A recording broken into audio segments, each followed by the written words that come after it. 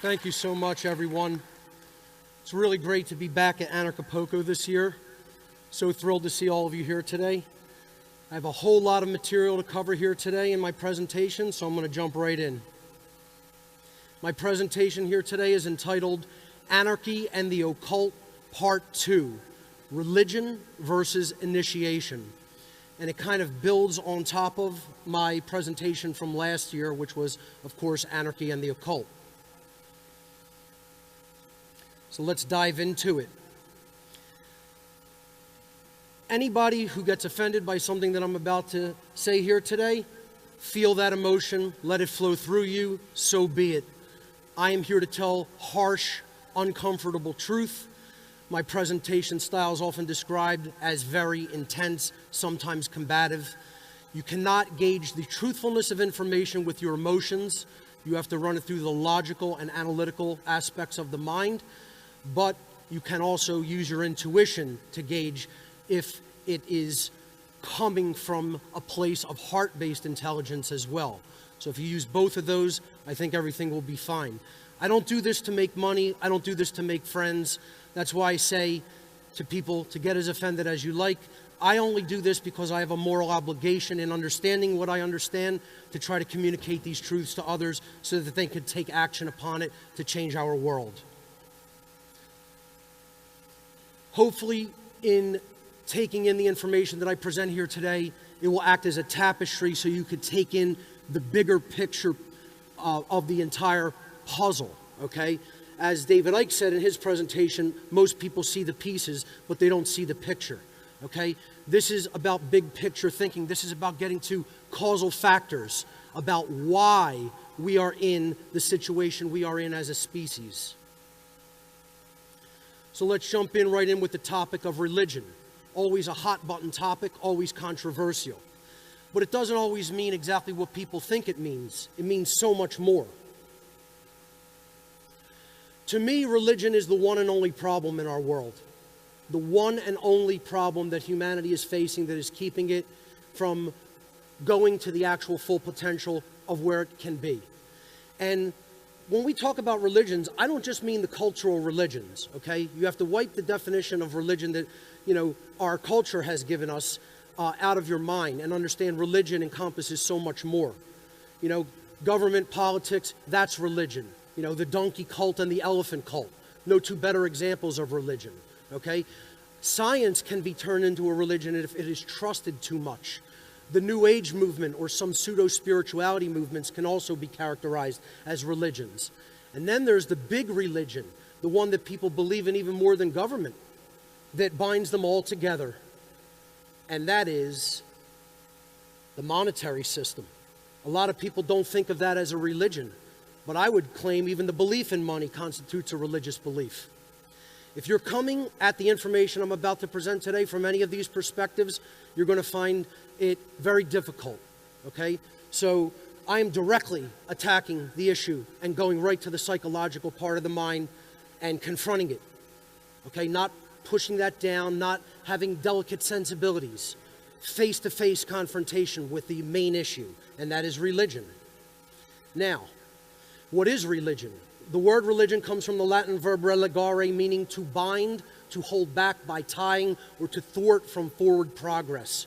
Religion is a system of sociological control based in unchallenged, erroneous, false, and dogmatic beliefs, which are specifically designed to hold back the progress of human consciousness. Religion is the head cage. Religion is the cage for the mind. And I'm here today to tell people that most anarchists are still subscribing to a religious thought process. And that is why they are not making the progress that they need to be making. Religion could be summed up in two words if we're being honest with ourselves: mind control. People don't want to say it that way, but that's exactly the dynamic that we are talking about, and it is very real. One of the biggest forms of mind control is government. We are here today because we believe that it doesn't have moral legitimacy. That's what an anarchist believes, that there is no such thing as moral legitimacy to the violence of the state. It is the most dangerous religion on earth. I call it the most dangerous cult on earth. Government is a worldwide religious cult based upon the false religious doctrine of authority, an illusion of a diseased psyche based entirely in violence and built upon the erroneous and dogmatic belief that some people are masters who have the moral right, quote unquote, to issue commands, while others are slaves who have a moral obligation, quote unquote, to obey the so-called masters.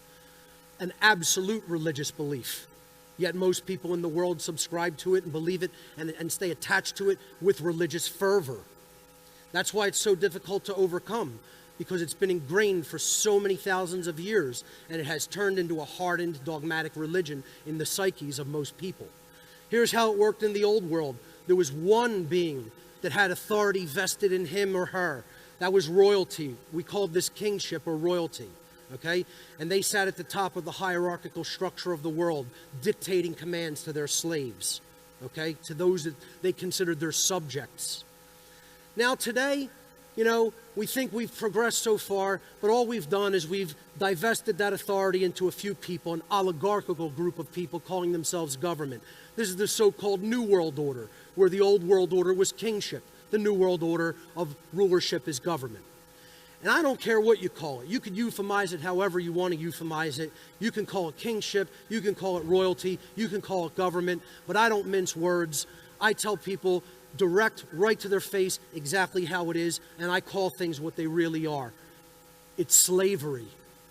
And if you believe in it, and you believe it's morally legitimate, you believe slavery is morally legitimate. So I don't like to euphemize words or use soft language.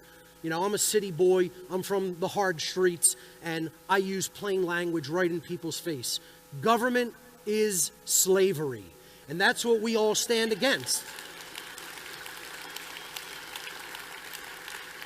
What do we want to see manifested in the world? We are here because we want to see anarchy manifest in the world. We don't want to see slavery continue. We want a world where there are no masters and no slaves. The word anarchy is derived from the Greek prefix an, meaning without, the absence of, and the Greek noun archon, meaning ruler or master. Anarchy does not mean without rules. It literally means without rulers. No rulers, no masters. That is the state of true, pure anarchy. So what does that really mean? It means true freedom. You tell people, you use the word anarchy with most people, and they think it means chaos. You know, we've all been through that, trying to get them to understand the real definition of anarchy. That's the real definition of anarchy, true freedom. So, where are we in this process of transformation? Okay? We have to gauge where we're really at honestly, which is a big part of what this presentation is all about. I consider this person here on this long winding road leading to the mountaintop. Here's the anarchist community. And here is where we say we want to go. It's a long, arduous journey. What we have to ask ourselves honestly and look at it and assess it with total honesty and looking at it without lying to ourselves. Where are we really at? What progress have we really made collectively as a so-called movement, societally, to get to where we say we want to go? And ladies and gentlemen, that process is not magical and it does not happen automatically. There are specific, actually very stringent requirements to getting to where we say we want to go. This is the same with any process. Whether it becomes becoming an expert in any particular field, learning any particular field of knowledge, there are requirements for taking that in and then putting it into the world and then actually making it manifest. And it's no different with anarchy. And I'm here, unfortunately, today to tell you that we are nowhere close to actually attaining that goal. And if we are telling ourselves that we're close to that, I feel that we're lying to ourselves. And the reason is we have not yet come to the underlying causal factors. We have not yet looked past the symptoms and gone to the true underlying causes of the human condition of slavery. So, most anarchists, in my estimation, are still very mentally attached to false axiomatic premises, which could constitute religious beliefs. Axioms are fundamental beliefs that have become widely accepted as true because they are perceived to be self-evident or particularly useful to those who have accepted them. Most quote-unquote anarchists say that we want true freedom, that they want true freedom, but they yet cling to erroneous axiomatic beliefs which prevent them from understanding the true underlying causal factors that have led to the human condition of slavery. Anarchists, in most cases, are no less religious than other individuals in the world, unfortunately. Not all of them, but I would estimate most of them. Most anarchists erroneously believe that true freedom is possible to achieve without becoming aware of the governing dynamics which actually determine the amount of freedom which any given human society is able to experience. And that is based upon the quality of the aggregate behavior of the individuals which comprise that society. This is what determines whether a society is free or not. And that behavior has to be in alignment with morality. And if it is not, freedom is impossible to achieve or to attain. The erroneous belief systems of most anarchists are fundamentally holding back the development of their consciousness and their ability to align their minds and behaviors to the moral, philosophical principles which are capable of changing our manifested conditions. Such erroneous belief systems are nothing more than inversions of reality and may be ultimately described as forms of mind control or religion. Why is this so? It is because most anarchists in the so-called anarchist community have absolutely zero understanding of what is known as the occult. They have no idea about it. They don't know what it is. They don't know what knowledge it comprises. And they haven't even begun on the journey to looking into it. So, people think this is what the occult is. Now, I'm not here today to tell you that there aren't aspects or sects of the occult that delve into practices such as this. But this is the Hollywood variant of the occult. And we have to kind of set that notion aside and understand the occult comprises deep knowledge. And this wouldn't be an accurate image of the occult or occultism in my view. This would be. It is taking in universal, cosmic knowledge about how the laws of nature actually work. That's a more accurate definition by a picture of what occultism really is. So let's look at a definition for the occult. The word occult is derived from the Latin occultus, meaning hidden. Occultism is the study of the hidden laws of nature, specifically those laws which are at work in the invisible, mental, and spiritual domain, far more than those that are at work in the visible or physical world. Therefore, occultism involves the acceptance of a much wider worldview than that which is ordinarily taken by the everyday person. Occultists, then, may be defined as those who study all the laws of nature, both those that are readily seen and those which are much more difficult to see with the physical eyes or with scientific measuring instruments alone. That's the difference between the average person who considers themselves, someone who has any kind of faith in science versus the occultist who understands a much wider picture than just of the physical world is necessary. You heard David Icke talk about the physical reality is such a tiny sliver of the entire spectrum of existence. And that's absolutely the case. The occult is hidden science that the ruling class, that the masters, do not want the average individual to understand, because the understanding of the occult knowledge would level the playing field and it would make slavery impossible. Until the occult is brought out into the light of day and understood by the average person, slavery will continue indefinitely. Bank on it, know it like you know your own name, or you know the sun is coming up on the eastern horizon tomorrow. Slavery will continue until the occult is brought out of the realm of hidden knowledge and made common sense knowledge.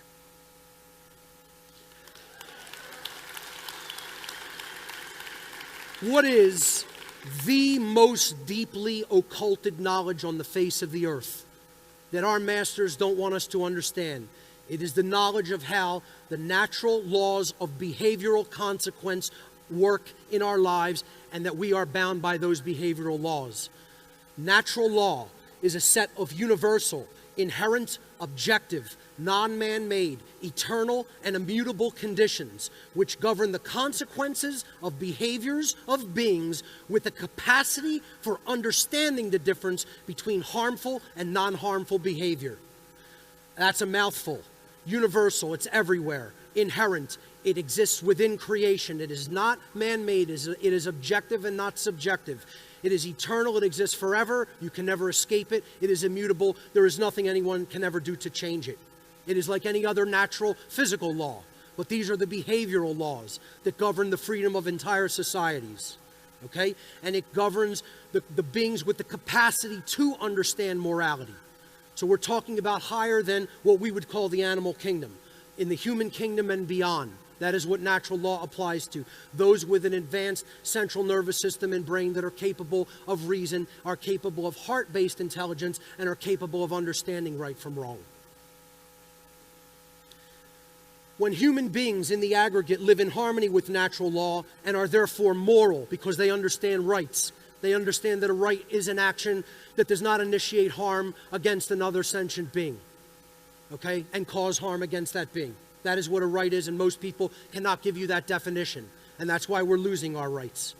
When human beings in the aggregate, in the collective, live in harmony with natural law and are therefore moral, they become and remain free. When human beings in the aggregate, in the collective, live in opposition to natural law and are therefore immoral, because they do or condone immoral behaviors, they become and remain enslaved. I refer to this dynamic of nature as the law of freedom. It could be stated like this: as aggregate morality increases, aggregate freedom increases. As aggregate morality declines, aggregate freedom declines. You only need to look at the result that we are getting right now.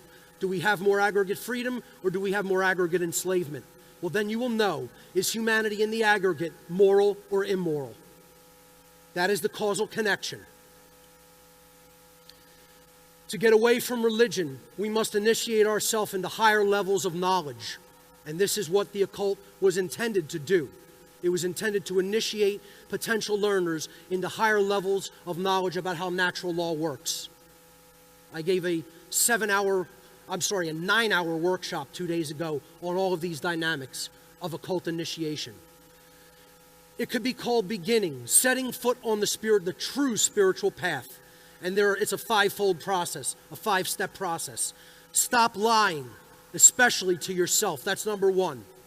Stop dreaming. Stop imagining the world to be some other way than it actually is. Accept it from where it is and then work to change it from there. Don't engage in cognitive dissonance. We have to disengage cognitive dissonance, which is believing two contradictory things simultaneously. Learn how to think. The actual process of truth discovery methodologies that were practiced as part of classical liberal arts education in the ancient world and that were given to the mystery tradition initiates in occult practices. Live in the true present moment in the here and now and bring that knowledge into the here and now on the earth to create the change that we want to see. And then activate the physical body because we will most certainly need to. Let's look at each one of these dynamics in turn. Stop lying. Especially to yourself. We have to look in the mirror and be honest about where we are at on the spiritual path and in our understanding of the dynamics of natural law, and then we have to be honest with others. But before we can tell the truth to others, we must first become fully honest with ourselves. We must be realistic about where humanity is as a species. Is the mindset of anarchy or the principles of moral behavior upon which anarchy is based truly propagating widely and manifesting in our world? We have to be honest with ourselves about that. Have anarchists as a movement, a so-called movement, accomplished the goals of the abolition of government and the restoration of our sovereign natural rights to any individuals anywhere on earth? And if such factors are the genuine measurements of a successful outcome for such a movement that we claim to be part of, and they should be, it is not about just setting an intention. It is about achieving the goal. Otherwise, why bother to do anything? Okay? Those should be our measurements for a successful outcome. Then I have to be honest with myself, and I must be honest with you that our movement thus far must be assessed as a failure. Thus far. There is still time to turn it around, however, otherwise I wouldn't be saying a word. It is my contention that the anarchist movement is actually moving backwards, mainly because most anarchists accept as a false axiomatic premise that, quote, rights come from human beings. More than not, accept that as a premise. The existence of inherent rights within nature is the basis of natural law, and it is the necessary morality which will lead to the manifestation of true freedom. That is the basis of natural law and the moral behavior that we must put into practice. That rights exist inherently in nature because the actions, when we take an action, it exists in the 3D domain. Therefore, the characteristics of that action exist in the 3D domain. They are not subjective, they are objective. It follows logically. But most anarchists do not think about it that way because they still have a religious mindset about this. Most anarchists choose to blame external political or economic factors for the lack of progress in effecting real change in our society. But continued ignorance and denial of the existence of inherent rights under natural law is the underlying reason that slavery continues to be the human condition. And folks, you could accept that or not accept it, but it will never change the truth of that matter. I am not claiming that that is my opinion. I am telling you it works that way in the realm of nature scientifically. Another erroneous axiom that most anarchists believe is, quote unquote, there is no higher power in the universe than humanity. They will accept, however, that every single piece of matter, down to the subatomic particle, is governed by universal physical laws, but they refuse to acknowledge that human behavior is governed by higher universal behavioral laws. The overwhelming prevalence of such an atheistic mindset in the anarchist movement is one of the main factors that is killing it. In almost every ancient mystery or occult tradition, potential initiates were outrightly refused to be taught if they displayed the hubris of believing man to be the ultimate power within creation. They wouldn't even teach the person who came to them looking for knowledge. I'm a little more egalitarian, and I think we don't have that, time to be that selective. We have to put this information out there for anyone with eyes and ears to see and hear. We must stop lying to ourselves about what rights are and where they come from. The next dynamic of occult initiation as applied to the anarchist community, we must stop dreaming. And this doesn't mean stop engaging in imagination. That's very important. We have to stop telling ourselves the world is some other way than it actually is. We want to imagine it to be some different way. To stop dreaming in the occult initiation process is a proscription against magical thinking, or cognitive dissonance, as they call it in psychological circles. To stop dreaming means to actually acknowledge that the world is as it actually is, instead of falsely imagining it to already be how you prefer to imagine it to be, because your imagined version of the world is far more comfortable for you to accept. Moral relativism, the idea that rights come from man, we can change them at any time, is one of these dreaming processes. Scientism, believing that science is the final arbiter of truth, okay? And thinking that you are going to learn about real spirituality without a deep understanding of natural law and somehow accidentally stumble into true freedom magically. These are all examples of such magical thinking, of dreaming, as they called it in the occult. We have to get out of dreaming and we have to live in the very real world and understand the laws of nature as they are working in the very real world. So, moral relativism is the absolute destroyer of anarchy and the dynamic that is holding people completely enslaved here on earth. I've done social experiments over and over again in multiple cities, asking people whether they believe rights are objective or subjective. And invariably, no matter where I do it with any population, 2 out of 3 people are moral relativists. That's 66.6%, not an accidental number, by the way, okay, of people who are moral relativists in our world. And that's what's killing anarchy. Moral relativism is the ideology or religion that objective morality does not exist inherently to nature, and that right and wrong are subjective constructs which human beings may invent and arbitrate according to time, location, circumstance, whim, or preference. In truth and reality, morality is absolutely objective. Rights can never become wrongs, and wrongs can never become rights at any place or time, regardless of how many people believe or wish for it to be so. Absolutely. Any society of human beings that believes that there is no natural objective difference between right behavior and wrong behavior, and believe that human beings may arbitrarily create or decide what right and wrong are for themselves, is a society that can never truly bring their own behavior into alignment with moral natural law. Cannot be done if that is the mindset, because everything else flows from mind and belief and then becomes manifested reality. Since the governing dynamics of human freedom are predicated upon the aggregate morality of a society, it is a total and permanent impossibility for true freedom or anarchy to ever exist or manifest in a society that embraces moral relativism. Cannot happen. And this is why the anarchist is one of the biggest reasons the anarchist movement is not making any headway. I just got this I just responded to this Facebook post on the train on the way here. Yeah, I didn't fly. I'm probably the only person who didn't, that came here from a very long distance. I took trains and buses all the way from Philadelphia. I walked across the border, actually.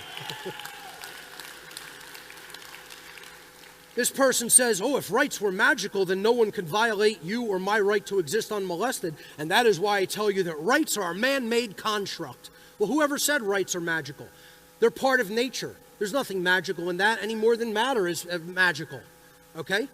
I answered him in the second part of his bogus contention and said, quote, rights are a man-made construct, that's his quote. This is the unspoken definition of moral relativism. This is the exact thought process that created human slavery in the first place, and it is the same thought process that perpetuates human slavery.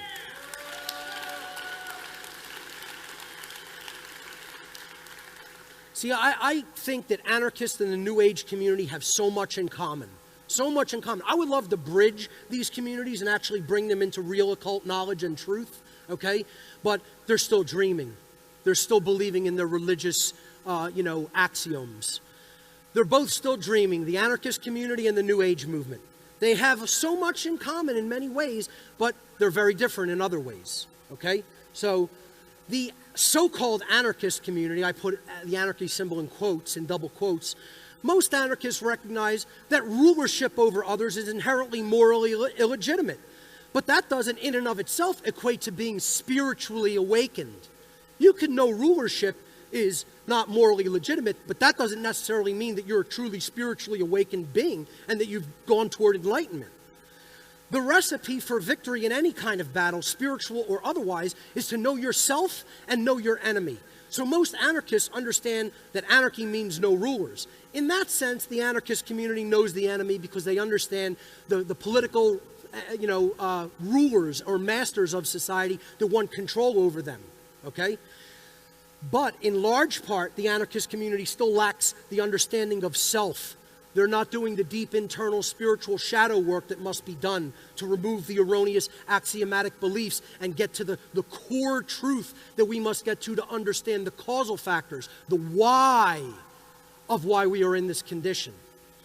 And that is because anarchy generally leaves an understanding of consciousness and spirituality at the door. And that's what I would like to see change in this entire community. That's why I'm here speaking today. Thank you. The New Age community, it's the exact opposite dynamic, okay? In the sense that they know about consciousness and self to a much greater extent, but they don't know that the enemy is government. I go to New Age expos and I ask people, hey, are you a Democrat or a Republican? And they'll give me their political preference. None of them will say government is slavery, They believe in the donkey cult or the elephant cult, unfortunately. They're still members of those cults, okay? So they don't understand that true spirituality must be based in anarchy because anarchy and rulership are always based upon violence. Authority and rulership are always based upon violence and therefore they are always immoral. The spiritual community should get that more than anybody, but they don't. They have a religious block in their mind that somehow government is morally legitimate, but they don't see that authority and rulership and government is based entirely on violence and coercion. So that's where they're falling short, and they have a religious belief. Most participants of the New Age religion have not rejected the paradigm of politics and still believe voting is a possible way of improving the human condition. Most New Agers are completely accept government rulership, yet they consider themselves to be somehow, quote-unquote, spiritual. And nothing could be further from the truth. See, they have to understand true spirituality as well. That's dreaming. These are examples of dreaming, cognitive dissonance, putting two contradictory notions in your mind and believing them both simultaneously. The next step of occult initiation is to learn how to think. And our educational institutions are not teaching us this. They are indoctrinating us into what to think. To learn how to think in the occult ancient schools, they use the two truth discovery methodologies of the trivium and the quadrivium. And most anarchists have never even heard of these. The trivium and quadrivium are the methodologies of truth discovery, which enable the individual to learn how to think. These are true critical thinking methodologies. These tools help individuals to remove their erroneous belief systems, their religions, their magical thinking, and come to accurate conclusions about what is true and what is not true, including the truth about the natural laws that govern human behavior. Both are, not at all surprisingly, completely absent. They have been completely removed from the modern educational system because our masters don't want us to have access to the same tools of true learning that they have access to. That would level the playing field of power. The trivium, from the Latin tres tria and the Latin via. Tres tria means three, and via means path, road, or way. It was grammar, logic, and rhetoric, or in the ancient mystery school traditions, they taught it as knowledge, understanding, and wisdom, which is the way I like to look at it. It was the threefold path to truth, the threefold methodology of truth discovery. And we'll talk about what it actually is. The quadrivium was the quantification aspects that went hand in hand with the trivium as an adjunct to it. It was arithmetic, or pure quantification of numbers. Geometry, which quantifies space, music, which quantifies time, and astronomy, which quantifies both time and space, the movement of the macrocosmic bodies of our world. This was the fourfold quantification tool set that acted as a companion to the trivium process. This next slide I'm going to show you is probably the most important single slide you will ever see in any presentation. And, you know, I'm not saying that to have hubris about the importance of my information, but I'm telling you this is the most occulted knowledge, and nobody ever really gets how our reality is manifested. When you see this, hopefully it will put some of the puzzle pieces together, and you'll understand why they have to attack things from the realm of available information. That is the place that our entire worldview is based upon. This is the first step of the trivium. You could look at it in the classical, esoteric, or modern sense. It was grammar. All of the building blocks of knowledge, of available information that you need to know to come to an accurate understanding of what it means and then to act rightly upon it. So it was grammar, knowledge, or in the modern way, if you want to look at it as a computer model, this is input. You have to program the computer with all the necessary information in order for it to process it and then output it, okay? The second step of the trivium as we move forward was logic. In the esoteric trivium, they called it understanding. Okay, in the modern, it's called the processing stage. Once you have the information that you need, then you are processing it, and you are removing logical inconsistencies like a computer processor would process great amounts of information. This is what forms an understanding, or helps us to understand what the knowledge we have taken in means. And that's what we base all of our decision making for what we are going to do in life upon. Okay? Then the next step as we move forward is we actually put our behavior out into the world based upon the knowledge that we have taken in, or the ignorance that we have remained in, and then based upon whether we've come to an accurate understanding of it or whether we remain confused as to what it means. But that behavior is what is ultimately determining the collective quality of the human condition. And then what happens is we get a result when we act. When we all act collectively together in society, we get a manifestation. We get a result in our lives. This is the manifested reality that we all share together here on earth. So where do the dark occultists the sorcerers of our world, the mind manipulators, the social engineers. Where must they control this process from? They have to control it from the base level, from the level of available information. And that is why they must hide the true knowledge of how freedom works and or dissuade you from looking into it by calling it, it's evil, or you don't need to know about it, that's some quaint religious bullshit. Okay? No, the occult is neither of those things. The occult is knowledge about how nature works and how the human psyche actually works. And you know what? Our masters know it perfectly. And we don't know it at all. And that's why they're kicking our ass. That's the exact reason they're kicking our ass.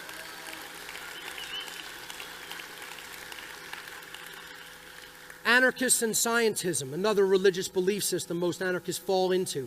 Scientism is an exaggerated trust in modern scientific institutions, to the extent that the individuals extending that trust believe that the scientific institutions are the only source of verifiable truth, that they're the arbiters of truth. Many anarchists still believe in such an institutionalized worldview of science. To a great extent, they also accept without question the completely outdated and currently disproven paradigm of Newtonian materialism. Many within the anarchist movement cannot grasp that true science is a methodology of truth discovery and not a belief system as dictated by modern worldly institutions of science. Ignoring whole data sets and fudging data to fit their own deeply entrenched worldview are the foundational hallmarks of government grant money funded scientismic materialism. That's where we're getting our so-called science from. The emerging modern sciences of epigenetics and holistic biology are just now beginning to turn the tide in such a worldview by rightly incorporating consciousness and metaphysical understanding into their research methodologies. So if you're not familiar with those emerging sciences, I suggest you become familiar with them. It's called epigenetics, holistic biology, or new biology. Anarchists and atheism. By becoming atheistic, most anarchists are buying into what I call polarization or mind control dialectics. It is a left brain dominant dialectic. The prevailing worldview is that matter is primary and supreme. God or spirit is non-existent. The physical world is all there is. Only physical laws exist, but no natural laws that govern behavioral consequences exist. Consciousness is either purely mechanical and existing only as electromagnetic impulses in the brain, or it is meaningless altogether. The institutions of science are the sole arbiters of truth. This is the scientismic or atheistic worldview that is based entirely in left brain imbalance. Converse to that, why so many anarchists fall into that left brain worldview is because the opposite is equally a crock, okay? The religionist worldview, right brain dominant worldview. It is that spirit is primary and God is all powerful. The physical world is evil or should be ascetically shunned. God demands strict human obedience to his arbitrary and often conflicting set of rules. Goals in the physical world should not be focused upon, but rather we should focus on the promised afterlife with God. This is equally as imbalanced of a worldview, but toward the right brain modality of thought. And this is why a lot of atheists, a lot of anarchists gravitate toward the opposite side. You have to understand, it's a polarization dialectic. It's to put people away from the truth, which lies in a holistic balance between left and right brain. So, if you think you're going to get anarchy from either one of these two completely imbalanced worldviews, I'm here today to tell you that's also not possible. Cannot happen. Because these are two worldviews that are set up as a deliberate dialectic to hold people back from the truth about what anarchy really is and what will actually take us there.